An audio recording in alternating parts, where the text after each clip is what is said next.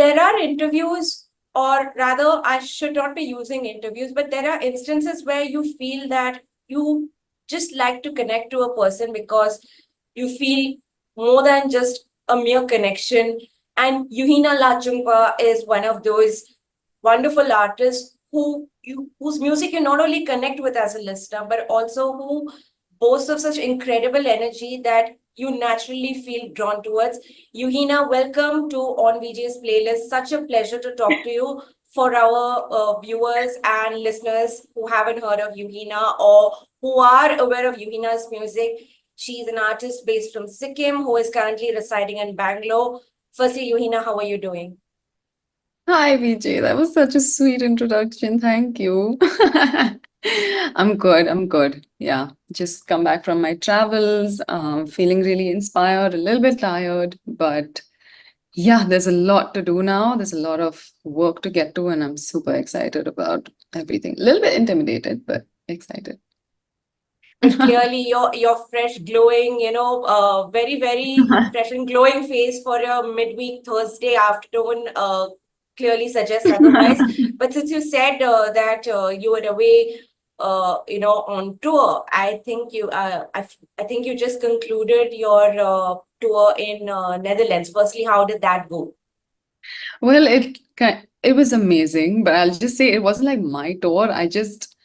It's just like serendipity happened big time, and one of my closest friends and favorite artists, Sheher Azad, she was performing there at the same time that I was going to be there. And my partner and I, we had booked tickets to the Netherlands a year ago. I mean, to this festival in the Netherlands that we really wanted to go to called Dry Molen, which is this incredible electronic music festival. And so we're looking forward to that for so long. And then Sheher told me that she's going to be performing there at the same time. And in the beginning, I was like, yay, amazing. We're going to come and see you. And then she was like, listen, do you want to just perform also with me? And like, so I was just kind of inserted into her set very like I slid into the DMs of her set and just did like one track together and a couple of tracks together from her set, and we just kind of like were long distance practicing and rehearsing because she's based between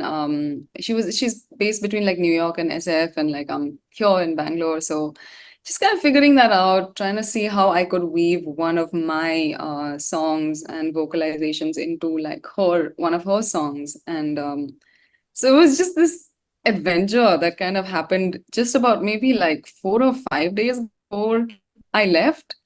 And so it was so last minute, and there was so much to do. And like there were these two venues, these two events. So one was at a music festival called Into the Great Wide Open, which happens on this like island about an hour and a half from the well, Amsterdam. No, actually it's further than Amsterdam.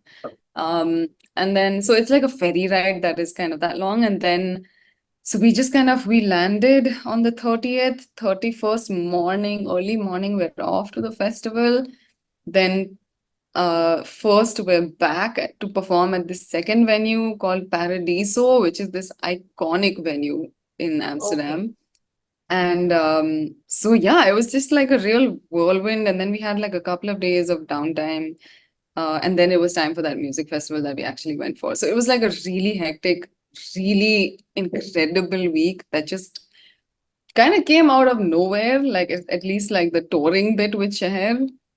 So that was wild, man. And I learned a lot also about like audiences abroad and how receptive they are. Which actually Well, was going to be my next question as you spoke, as you were speaking. Sorry to cut in between, but I wanted to ask, did you find any staggering difference between, because you played here in home soil also, and you have had now the chance to witness how the audiences engage with music abroad. So yeah. is there a staggering difference? What do you think sets us apart from what you see internationally? Yeah, so there do seem to be some differences, and see, like I've just seen two audiences now, so I don't really have like a baseline of like, okay, this is a very clear, like I don't know, it's just Yeah. two shows I did.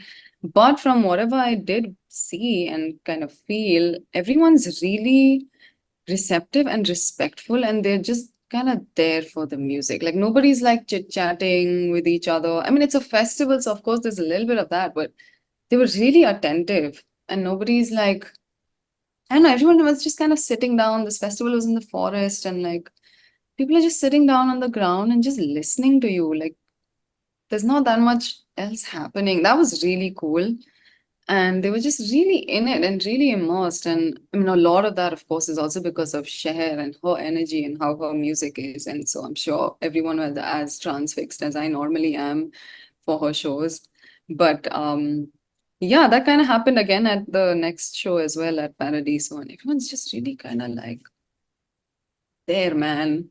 And they just, yeah. So I was just like, okay, the shows that I've seen here, like people are, there's a lot of in and out, there's a lot of going out to, I don't know, get alcohol, and there's a lot of like cutting through the audience that happens here, which really kind of ruins the experience for people who are actually there for just the music, you know. I know, So I completely that get was you. I yeah, completely get you. I did notice that. When it comes to you, I feel that Right. there is such an immersive quality in the music that you offer. When I listened to your debut EP, Mnemonic, firstly, congratulations for that. It is, for the lack of a better word, I don't know. I mean, I don't know how to really exactly place a particular word on the, on how the experience of listening to that EP is. But I would just say it's spiritual. It sort of makes one connect within themselves for a moment. Like you can just switch off every other noise and distraction around you for a bit. And I think that's what Mnemonic does, or rather it did to me. I remember first watching you live at Como Reddy's gig earlier this year in February when you opened for her. And I know how much she raved about you in her stories before I reached the gig. And then when I actually I walked in like maybe when you had just about started your set. I was coming after a very long day at work on the field. And I remember just walking in. I just stepped in and I remember, the way you just took to the stage. Your stage presence was such like, I just remember I just turned and I looked at the stage. That's how arresting that presence is. Now, from my understanding, what I can see is that, or from what I can understand is that uh, you grew up in Gangtok, which I feel to a certain extent is very rooted. There's a lot of tradition. There is a lot of cultural references that really lie within the people who belong to Gangtok. So take us through your influences, Yuhina. How did uh, firstly music fall as a choice you wanted to pursue, and in that how you wanted to bring influences that you have, you know that you have inherited uh, as a young Mm. child. Such a good question. Thank you. Thank you for everything that you just said about mnemonic. That means so much. So music was kind of always in my life in some way, like since I can remember. And I remember like even in my report card in LKG, like my teacher had written my, my I teacher can had actually, I written can just visualize LKG Yuhina would be so cute. she was a ball. So so there was this in the remarks my teacher had written like Yuna loves to sing and dance, but she has like trouble distinguishing between the letters B and D. So it was just kind of like always there, you know. And I was really fortunate to go to a school that, even though it's a small, like Gangtok is a small town, right? But we we had a lot of like music in school. So we used to have these crazy like musical productions, and we used to kind of rehearse and practice together as like a whole group of, I don't know, like 80 people. um for like 5 or 6 months in a year. And I mean, I wish it was like that every year, but I was a part of about 2 or 3 of those, and they really shaped me, um, and informed a lot of how I approach my own musicality, how I sing. I mean, that's where kind of my vocal practices happened through that. And and I had some wonderful teachers who were really inspiring and really encouraging. And so yeah, so it just kind of started there for me. And I think, I mean, not just kind of the musical environment growing up, but I think just the natural environment as well. Like there's just so much nature everywhere, and there's so many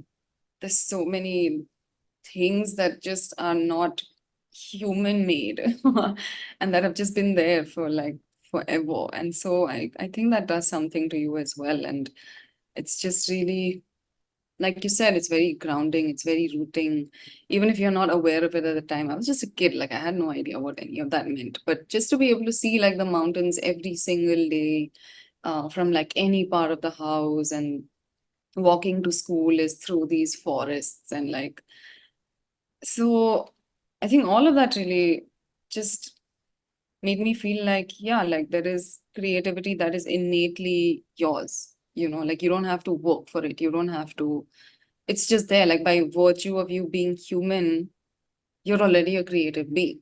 And something about that setting, I think, just instilled that in me without it having to be said to me. And so it was like that till class 12. And then, but like, who really takes music seriously, right? So like even at home, it wasn't really encouraged as like a viable career choice. So I also internalized that, and I was like, yeah, fair enough. And then I went on to study design. I did that for like 5 years. I worked at a corporate in Bangalore for 5 years, which is why I'm in Bangalore right now, basically. And and so And when you music say just really, design, what is was it graphic design or interior design? I studied industrial design, like product Okay. design, and then I went into digital product design.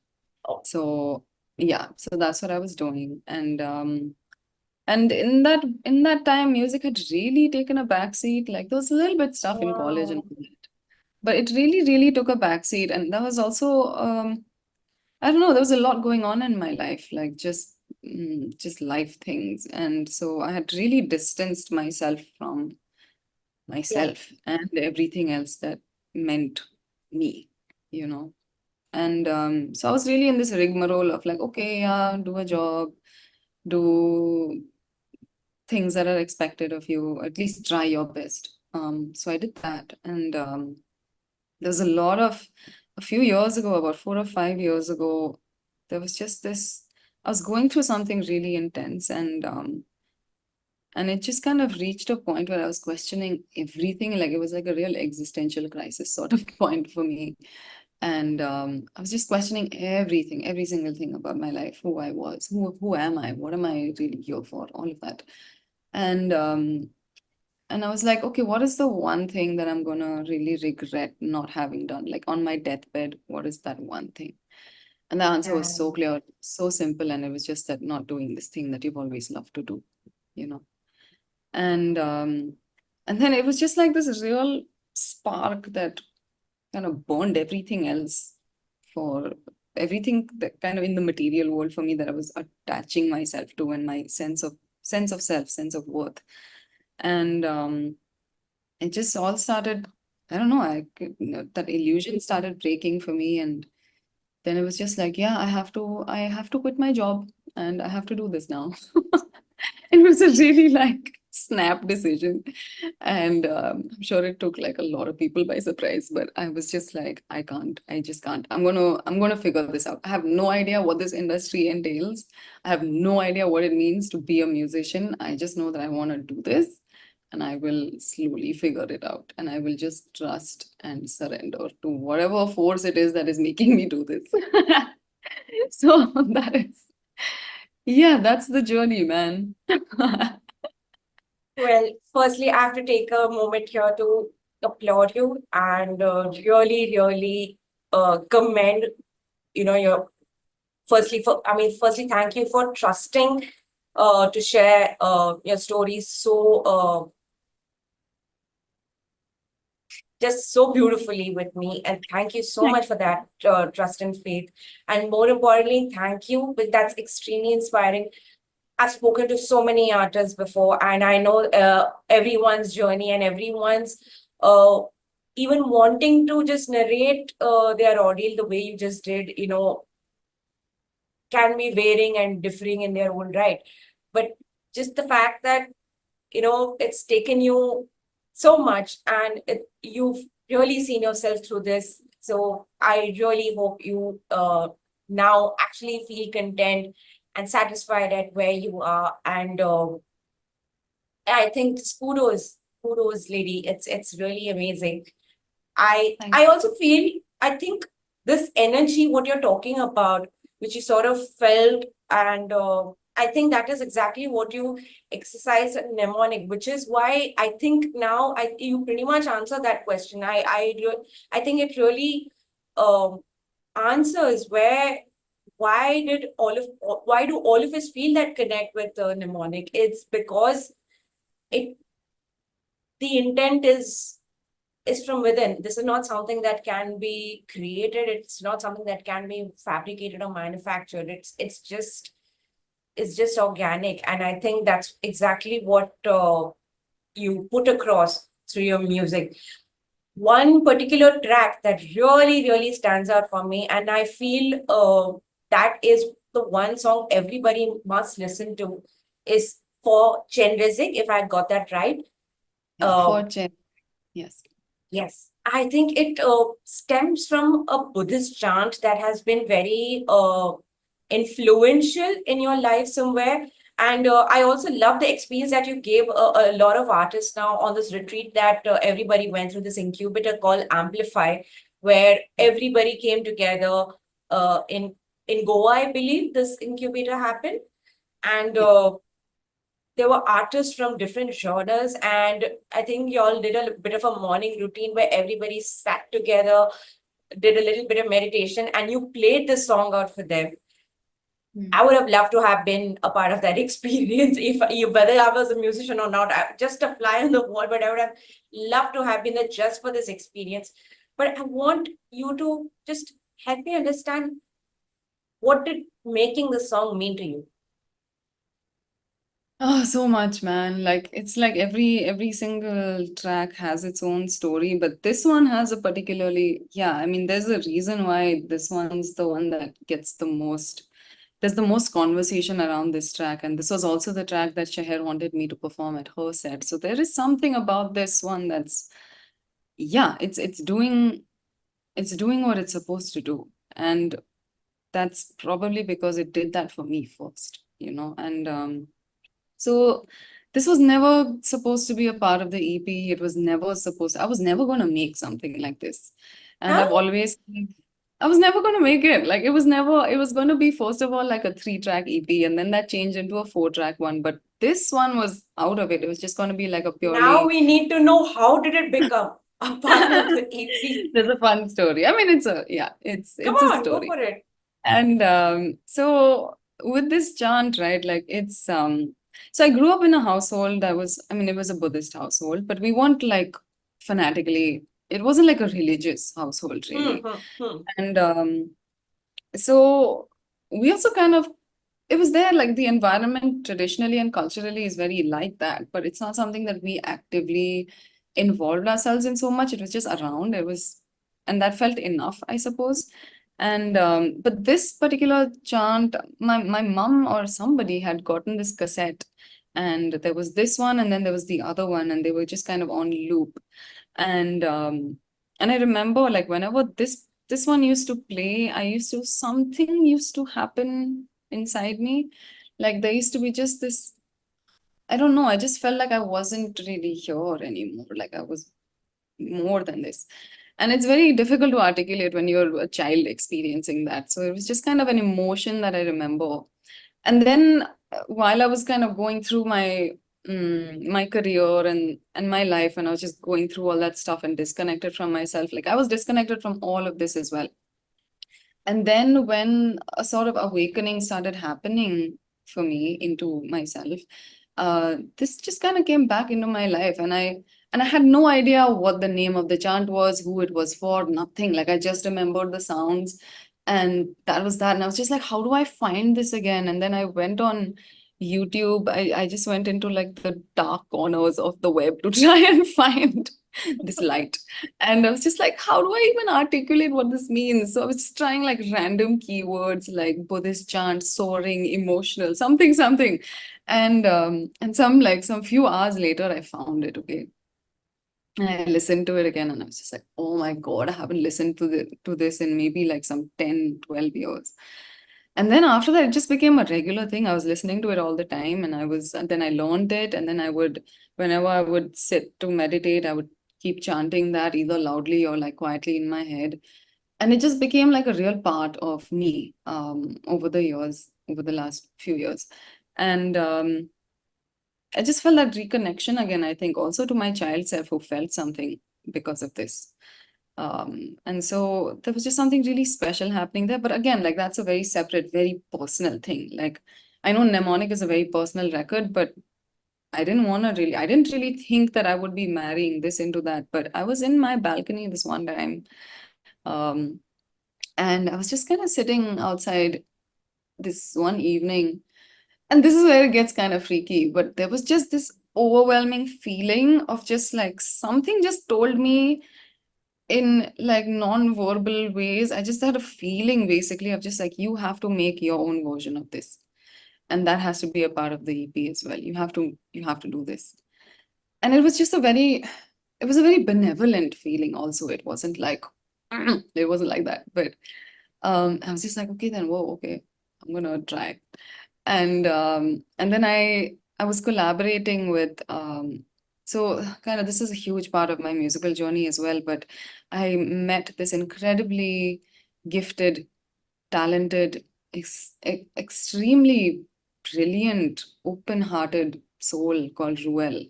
And we met in a studio this one time. We started slowly working together, and then he really kind of weaved himself into my musical process as well. And the two of us would work together all the time. Was an extension of me. I was an extension of him. There was just a lot of, I wouldn't even have to say something, he would get it. And it was like that a lot. So it was just the most beautiful partnership I've ever known and will probably ever know. But anyway, so when I had that feeling about that chant, I was just like, okay, I'm going to have to take it to Ruel because I have no idea how I'm going to crack this. So I go to his house and I tell him, listen, I had this feeling and I think I want to do something like this. And for him, right, like he's from Bangalore. He has no context of my culture, nothing. He just knows a little bit through me, but he has no idea what that's about, never heard anything like that. So I made him listen to like one of the existing versions of it online, and he was just like, okay, then let's do this. And so the two of us, we just sat for like this one entire night, maybe 15 or 16 hours, and then we cracked it. The whole song was done. We changed directions a couple of times. We started with a very different idea. It wasn't feeling right. Both of us, we went for chai and we were like, listen, something is off. Something is still not, you know. And then we came back, got back to that drawing board and like changed directions entirely. We scrapped the whole thing that we had been working on for the last like 6, 7 hours. And we're like, yeah, we have to do this again. And then we found that bass line that's there, that dum, dum, dum, dum, dum, dum, that's there. And so we found that sample. I mean that instrument, and I was just like, oh my God, that sounds like the drums that they beat in the monastery. So I think we're gonna have to use that. And we were just like, okay, let's try this. And then we did that whole thing again, changed the melody entirely. Like it's still sung in the same way that it's sung, but instrumentally we just went nuts with it and did something else only. And then that whole process was just so like the two of us felt like changed people after that. Like once it was done, and we just kept building on that. And there's this version of this chant by Ani Choing Drolma, who's like she's like this nun vocalist, and she has the most incredible vocals I've ever heard. And so I used to keep referencing like how she used to sing, and I used to want to be able to do the things that, a lot of how I sing that chant is inspired by her. and I wanted to kind of try and pay some homage to her also. So we took her vocals, we messed with them. So a lot of the ambient, those really like droning deep sounds that are there are just her voice that we've just reprogrammed in different ways. And so that forms the ambience of the track because it's a very minimal track. There's just that bass line and then there are these sounds sprinkled here and there. So a lot of them are like her vocals. And just it's just yeah, I'm feeling so grateful and overwhelmed thinking about how what that time was for both of us. And so anyway, around 6 in the morning, once we were finally done with it, we went again close by to this one place we used to go to for chai. And and we were just like, what just happened? What did we just do? And I was just like, how is this even going to fit in the EP? Like this is a how is this going to like it's so like this is the only non-English thing. How am I going to force fit this now into that? And he was also just like, Arey, just put man, it's chill only. Like anyway, who's troubling us about these things? You do what you want to do. And and yeah, that's pretty much how that process went and how it unfolded for both of us, and our bond grew even deeper and even stronger after that. And it's just so special because he's not here anymore. He passed away a couple of years ago. And he was so young too. He was like 23.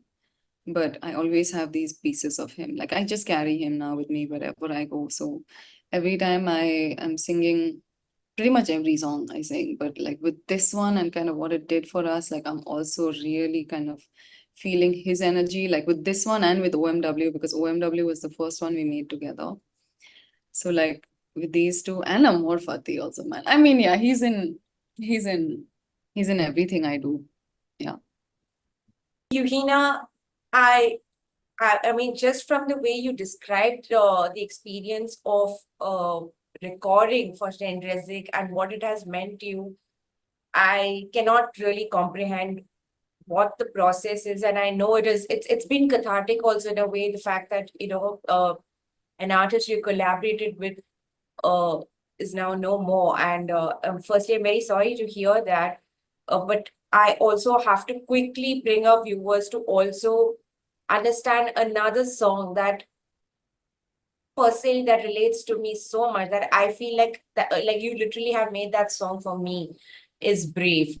Now, because you spoke so much about how what life really threw your way, is it safe to say that Brave actually stems from there, from that space? Pretty much. I think all my songs are trauma songs. It's just a way to like process shit in life, basically. And Brave was one of those, man, for sure. Like it was really kind of stepping into it was a tribute to my decision really of deciding to do something like this, and not just not just kind of changing careers and stuff, just the choices that I've made in my life that I'm proud of but that I've been really scared to make. um and I think I wrote this also almost just as like a self-soothing poem to myself first, and then it became the song like much later. But yeah, yes, you're right. It does come from there. Yeah. But let's talk about the electronica influences that you bring to the song, because this is very you know this is the aspect of your music that we must speak about.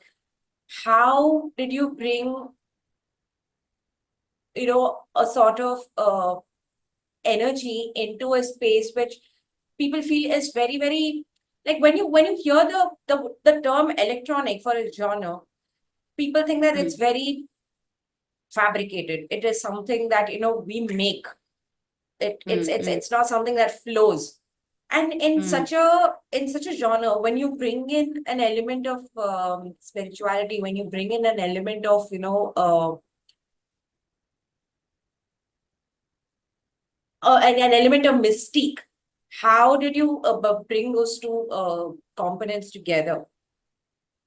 I don't think it was ever really a consciously made choice or decision. It was just kind of like even my decision in that way to go ahead with producing electronic music, that kind of came more from a place of like, man, being in a band looks like a lot of work. And and just from like some few past experiences and stuff, I was just like, you know what, I think I'm gonna try and do this on my own. And then I started exploring production on GarageBand and now on Ableton. But like, I think the intention was, it really comes down to intention, maybe, or like when you're not trying to think about it too much, but you're just there doing it, and then you just see what happens, you know? So pretty much all my songs are like that. I just kind of see what happens. It's not always like I have a plan of, oh, this is exactly how I want it to sound. These are my influences.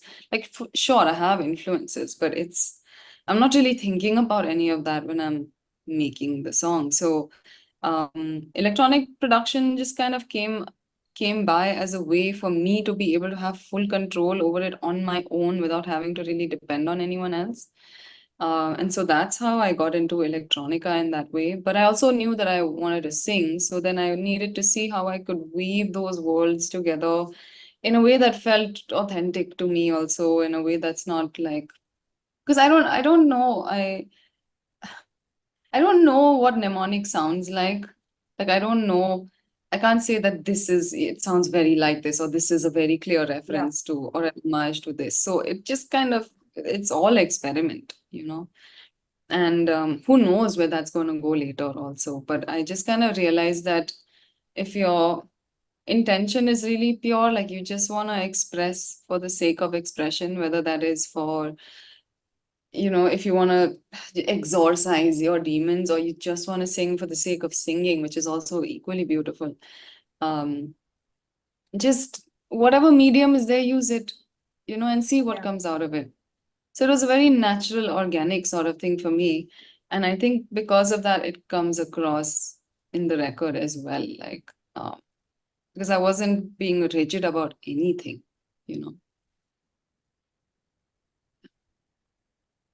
Well, we spoke about how you opened for Komorebi, who's also an electronic, a name in the electronic music space in India right now. And how was that, experience? Because it's two amazing women in the Indian electronic space, which again is also a very niche space in the country, considering that there's a massive, ratio. Yes. There's a huge difference between the number of men who are in the same space versus the women. Yeah. So if you could just take us through the experience of working with Komarevi, and interacting with her. Did you Mm. find any common ground, or is there something about each other that, or well, because since I'm speaking to you, is there something about Komorevi that you find very interesting as an artist, that you think you can draw a leaf out of her book? For sure, so much. First of all, commonalities, we look so similar. Turns out that like this really funny thing happened in Bombay actually. This really funny thing happened in Bombay. I was on stage, right? And then her mother says, "Hey, why is Tarana alone on stage? Where is the rest of her band?" Her mother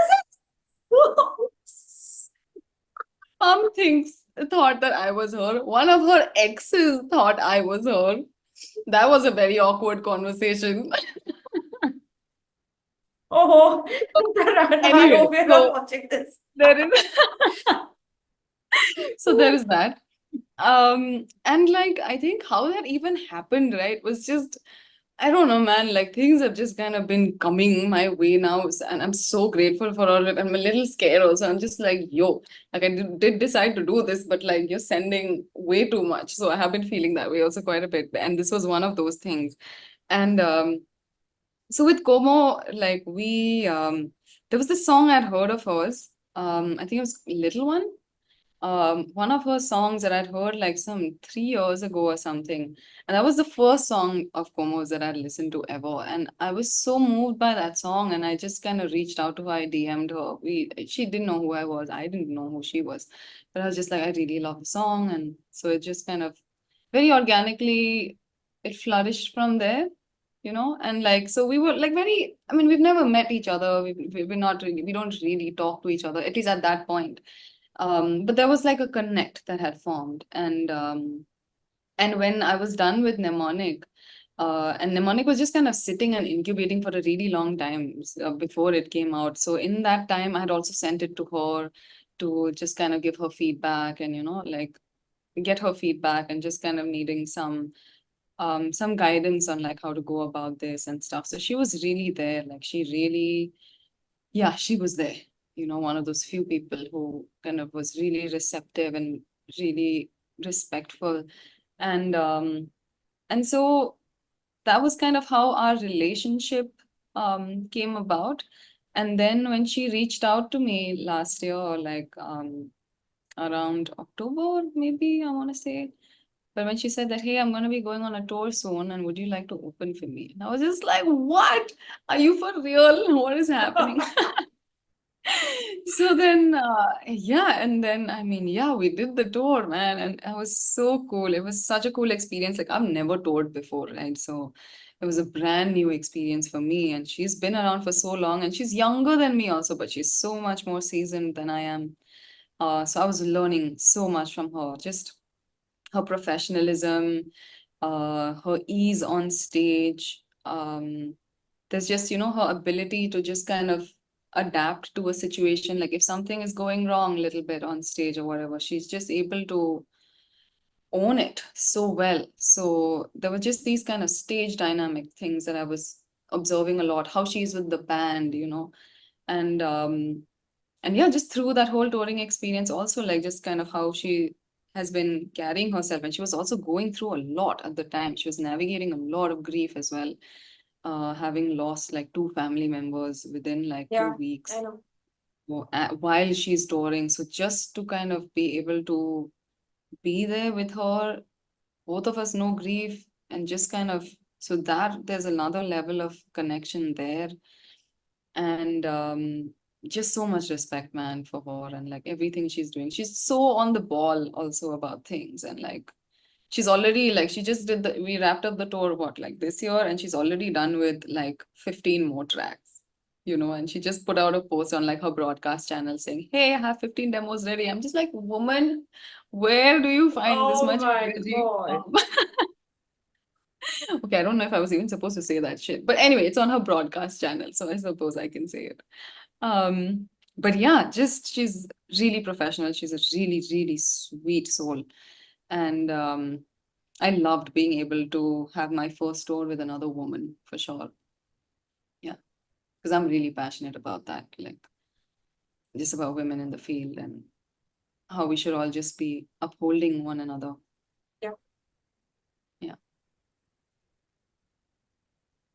We must be definitely doing whatever it takes to uphold each other's interests and aspirations and dreams. But Yuhina, if I can also ask you to, uh, if you've been listening to, some of the Indian independent artists Mhm. in your spare time, whose Mhm. music would you recommend that we as an audience must dig into? Ooh, man, there are so many, man. I mean, there is first artist who comes to mind right now, and especially because I just tagged her in one of my stories like last night. But there's my homegirl, Home Slice, Abhidyanjana. She's also a really young producer from back home, vocalist, producer, Yeah, instrumentalist. I love There's her some shampoo bottle song. Hannah, it's so good. So, oh, you probably saw my post. No, Such no, a good no. back in the day when she had released the song also, I remember tagging her. Like, I do have my own Spotify playlist also, which I keep Right. plugging in on my channel a lot. And Yeah. I did when she had just released. I remember putting it as one of the recommendations. So I Oh, totally nice, get nice. it. Yeah. Yes. Yeah. So there's her. I love her work. I love where she wants to kind of where she comes from and where she's going. Like there's something really pure about her energy as well. And like and of course that home connection, but that doesn't take away from what I think like she's doing with her music. She's also really experimental, trying a lot of stuff with all the constraints back home also, because that's not an easy place to be making music. Of Like nobody course. does that really. So for her to kind of still move ahead and do that is incredibly cool. So there's her. I've been listening to Excise Department a lot because I love them. But they're like pretty big now, so I don't even think we can call them like small indie artists anymore. Um, there's Headrun, who I love. His was one of the first like electronic indie like from here people that I'd heard of, and I was just like, whoa, this is such cool shit. So I really love his work, and I really hope he puts out more work soon because he's so good. And I'm gonna be missing out on so many names, man. Uh, fuck. There's Sila also, again, someone from my corner of the country who is an incredible rapper. He's so good. Sudan as well. Yes, I've seen him live. I think he has these really beautiful, heartfelt melodies. Just the way he is on stage, the way he plays. Beautiful stuff for sure, Sudan. Yeah. Before we conclude this amazing chat that we have had, and it feels as surreal as listening to your music has been. But before we conclude, we must also talk about Lego House that you have just released with Space Hydra, another amazing track. But also, while you speak about Lego House, what's next in the pipeline? Do you have new music that you're working on that you would like to briefly tease us with? Of course, why not? There is a release happening this month. At the end of this month, there's another track that drops, another Space Hydra collab, which is Okay. the second one from, as in, like, it was supposed to be a three-track engagement, but just due to scheduling conflicts, like, we were able to do two only. So right now we're wrapping up, like, just the collaterals for the second one. It's in the database now. It'll be out on October 25th. It's called Data Thief. Oh, I haven't mentioned that to anybody, so now this is going to go out into This the is an world. So exclusive. Woo! it's an exclusive. So yeah, so this one's an interesting one, man. Like it's different from what I've made in the past for sure. Like lyrically also it's very different thematically. It's kind of like a dystopian sort of narrative, something that I haven't really gone into in that way. So um yeah, I'm excited to see how this one works with people. And Lego House, I mean, yeah, what did you think about Lego House of this version? Yes. I think that it's a very good track. Definitely, I think it's You a don't very have to say that, huh? It's fine. huh? No, You don't no, have to. no. It's No, all no. good. No. It's not like a sort of a what to say? How do I say it? It's not. I'm not just being polite over here, but definitely on a standalone, it is a good track. But if I have to be very honest, I did find myself comparing it to your previous work. I mean, And it's bound to happen, yeah. yes, I mean it's just that's just me. But I'm sure for those who will listen to it as a standalone feature, it does have its impact, which actually makes me want to look forward to what you have now next. Um, No? Data Thief, you said, right? Data thief. Yeah, yeah. Of course. It's like yeah, it's an interesting one. Very like dark narrative on the world kind of thing. And it's kind of like an hectic like spy movie soundtracky sort of song. It just kind of became Hmm. that way again. That was never the plan also, but it just became like that. And I really like it, man. It's a good one. It's a fun one, and it's a banger. So I hope people see it that way. I And will. I will definitely now look forward to it when it drops on October 25. Is that October correct? 25th. Yes. Yes. So there's that. And man, there's some interesting things now happening. So this month I have a kind of a private event to do where again it's the chant. The chant has come in again. And so I'm gonna be basically performing it for a baby shower. Like there is a lady who is gonna have babies and she wants this to be her delivery song. So that itself was like, whoa, okay, that is so That my is so cool. yeah, what an honor. Like so so What a that's gig to happening. have. Yeah. It's gonna be amazing. So it's just gonna be a really small, intimate thing. And so there's that in Delhi this month. And then I perform at NMACC next month, November 9th. Yes. Yes, I'll see you again. Yes. And yeah, Mumbai, so please, that's gonna be Mumbai, please listen. And I hope you're taking notes. yeah, and this one's gonna be probably the longest show I've ever played. So it's a 90-minute set this time. I don't think I've ever played that long. So I'm coming up with some new stuff also to be able to play for that. And yeah, it's gonna be a little bit different quite different actually from what I've been doing so far. And I don't know, it's NMACC, so I have to like really gear up now to put on a decent fucking show. So so there is that. And then in December I play at Wonder Fruit in Thailand. So those are two separate performances that I do over there. One is more kind of mantra and chanting centric. And so that's kind of one whole other set that I'm developing, completely new. So just kind of stepping into very new waters right now and drawing a lot though, like from my life and from my heritage. And so it's kind of old waters also. It's interesting. There is a fusion happening. So there is that. And then I play my existing set again over there. So these are the things that are going to happen now for the rest of the year. And I mean, random things keep coming up here and there anyway. But yeah, so there's the release happening this month. There is the event in Delhi, then there is Bombay, and then there is Thailand. And we'll see what else there is. But yeah.